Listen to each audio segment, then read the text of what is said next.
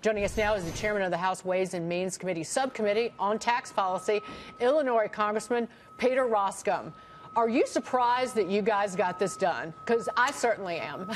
Well, look, I live the happy life of low expectations, which is not a bad way to go through life. But that said, there's been a lot of folks who have been working on this for years. I mean, this goes back to the time when Dave Camp was the chairman of the Ways and Means Committee, and then it followed with Paul Ryan as chairman, and now Kevin Brady has brought this to fruition.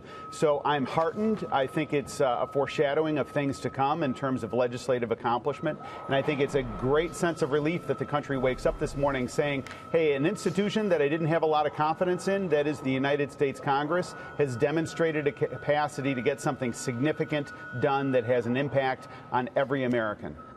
Congressman, though, I will point out one thing that if you look at these polls in the Wall Street Journal, for example, it's out this morning that despite the fact that 80% or more of households will get a tax cut in the first year, 17% say their family will pay less in taxes. Only 17% versus 80% who will get a tax cut. 41% of Americans in the survey say the tax plan was a bad idea.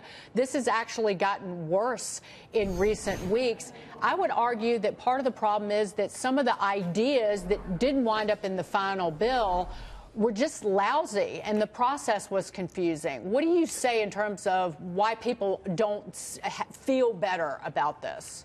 Well, the 1986 tax reform package, when President Reagan signed that into law, was polling at 18%. So we're pretty much on par there. And I think the second thing is polls tend to be all over the place. We saw that in the last presidential election.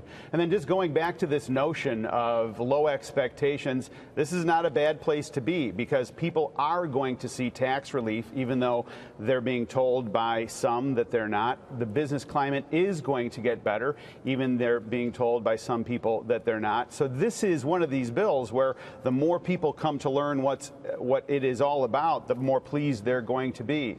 And the tax relief is cooked in here, and it's incredibly significant. So for people to come to a conclusion that they're not going to get tax relief, particularly those in the middle income category, it's just not true, and that's good news for them. Well, those some that you're talking about, Congressman, they're Democrats. They're people, they're people across the aisle. Let's listen to some of the slamming that's been going on. Yeah, I was being a little bit gentle. Yeah, you're absolutely right. So and I think they've made a strategic mistake, and they've approached this in the same way that they approached the health care debate, and that was try and intimidate the GOP not to do something, and we were determined to get something done. Yep. So what they did was they went to hyperbole, they went to Armageddon language, they went to things that were just so completely over the top. Right. Yeah, it's just not persuasive. Well, let's listen to what some of those individuals were saying. Let's roll that. The Republican tax bill is like pouring gasoline on a raging fire. And though the Republican propagandists may call its passage a political victory, that a year from now, Republicans will be running away from this bill in shame for voting yes.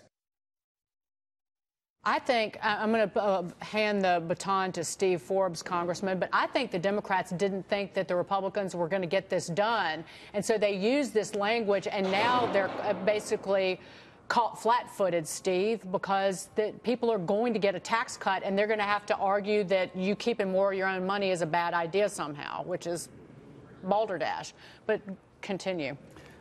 Yes, Congressman, terms of looking at the future, can you throw out some anticipation that this is a down payment for more tax cuts to come? If you retain Congress in 2018, 2019, revisit this and do more tax cuts? So give people something to look forward to.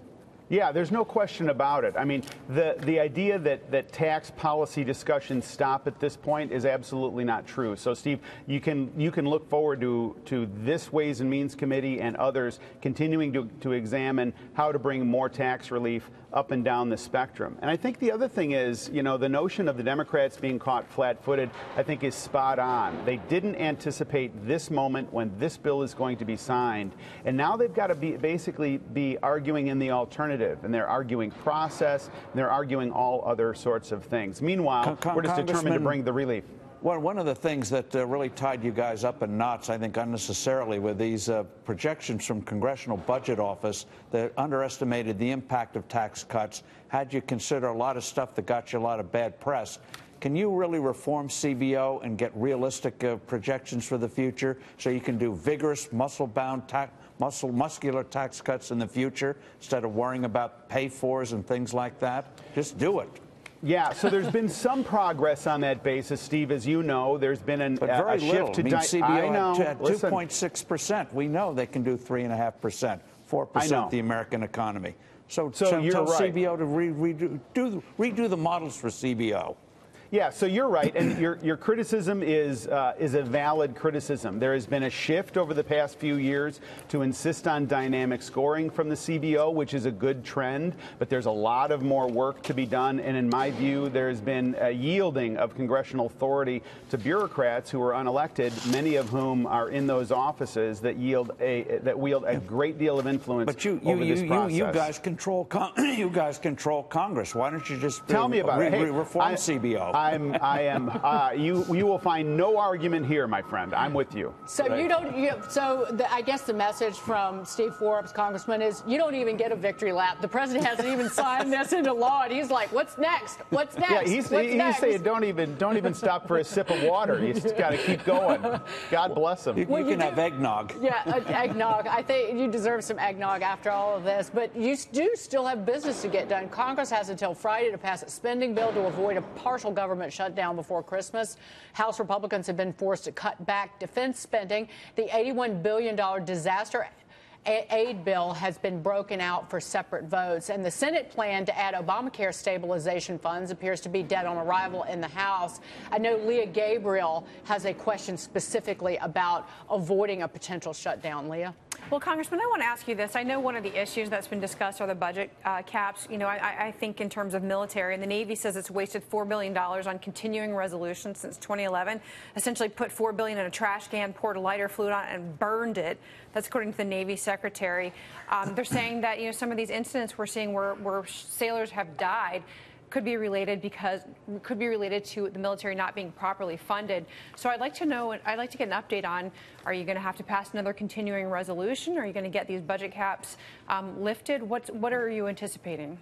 Well, I'm anticipating that this gets done. To your point, continuing resolutions are miserable. What they are is just a continuation of the status quo. They don't take into account any changes in policy that has been negotiated and passed by the larger process, and it falls very short. But look, as you know, this is a complicated institution with a wide range of issues and a wide range of perspectives up and down the line, and very complicated rules to navigate through. I'm confident that the government's going to stay open. I'm not necessarily confident that we won't continue to have a continuing resolution of some point for some duration. Military needs the continuing resolutions to stop. Every single military leader is saying that lives are on the line because of that, and I just want to make that clear. There's no argument here. I think they're absolutely right, and that's why the House of Representatives has produced 12 appropriations bills, which hasn't happened in quite some time. So we've done the work, and we need our Senate colleagues to do the same. Well, congratulations, Congressman, because it looked close there for a time, but again, Americans, more than 80% of taxpayers are going to get a tax cut in the first year. More than 80%.